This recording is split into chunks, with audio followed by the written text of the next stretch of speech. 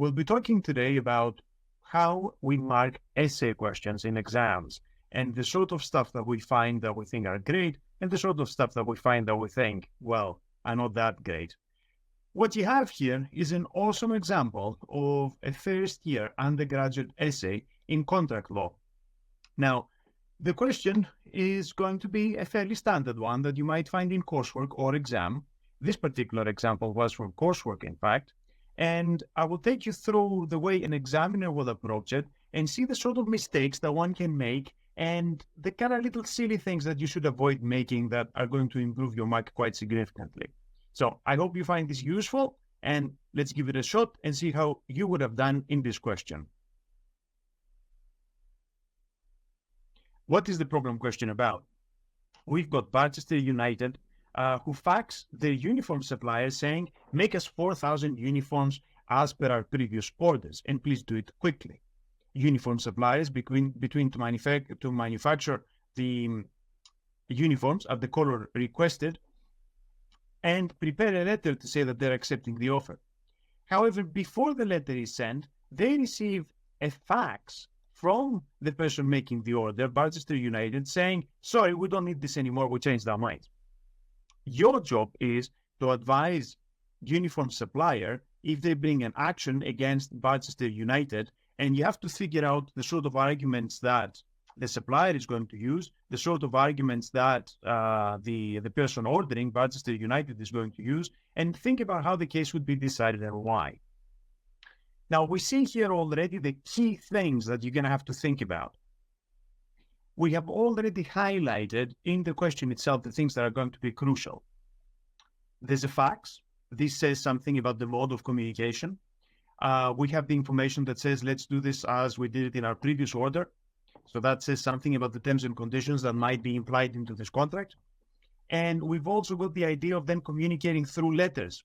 So on the one hand, you've got a quick mode of communication. On the other hand, you've got a slower mode of communication.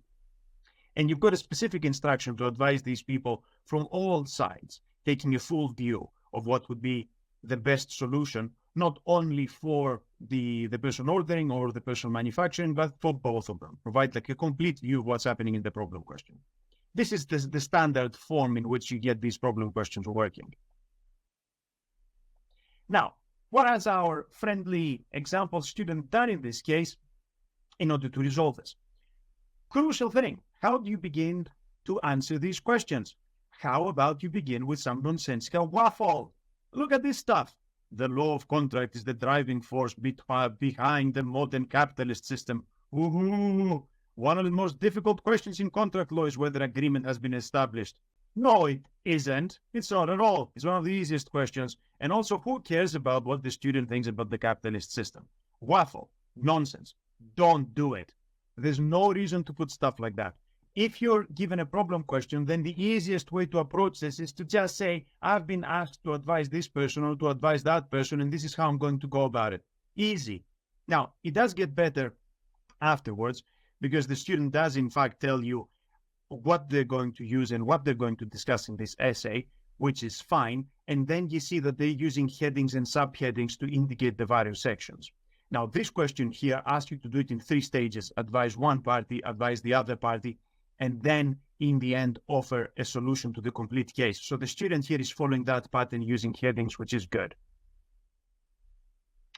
The student now starts talking to us about what unilateral offers are. It defines them, how they fit into the process of offer and acceptance. It gives some case examples and illustrations, and it tries to distinguish them from what might be happening in cases where you've got an invitation to treat. This is all good. It mentions the correct types of things. It offers legal authority, and you have to remember that you need to offer legal authority for each statement of the law. This is presented in accordance with the referencing style that's been recommended. You got footnotes with the case citations. You get the names of the cases. You've got the bits that are copied from the cases as extracts. You've got them in quotation marks and in italics, which is all good.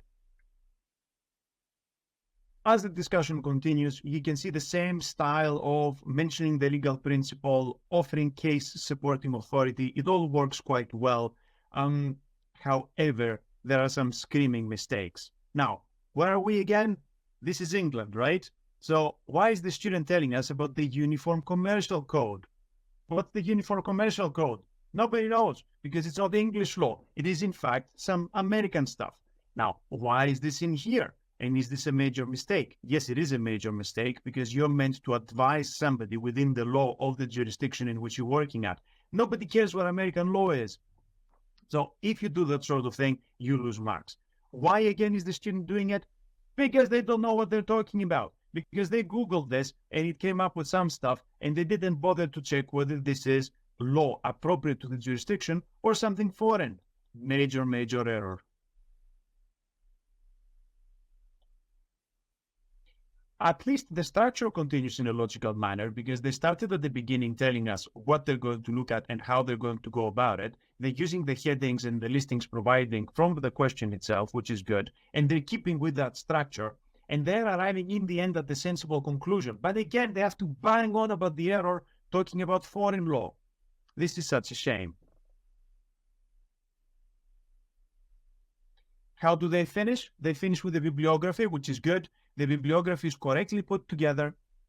It corresponds to the referencing style that's been requested, and it is all relevant. Now, there aren't too many sources here in the bibliography, but it doesn't matter. You need to remember that this is a first year contract law foundational subject essay for students who have not done this before, and the fact that some external bibliography has been used in order to support the authority that's placed in the essay is a good thing in itself.